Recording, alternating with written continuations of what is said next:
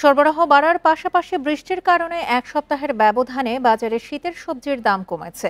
বগুড়ার অন্যতম পাইকারি সবজির বাজার মহাস্থান হাটে বেশিরভাগ সবজির দাম প্রতি মণে কমেছে 2 থেকে 300 টাকা।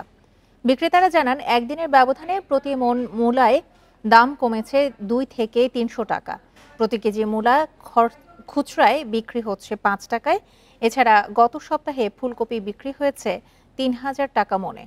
আজ তা নেমে এসেছে 1200 টাকা থেকে 1300 টাকা মণে। করলা, সিম ছাড়া বাকি প্রায় সব সবজির দাম কমে যাওয়ার কথা জানিয়ে বিক্রেতারা বলছেন, অন্যান্য দিন সকালেই সব সবজির বিক্রি হলেও আজ ঘন্টার পর ঘন্টা অপেক্ষার পরও ক্রেতার দেখা মেলেনি।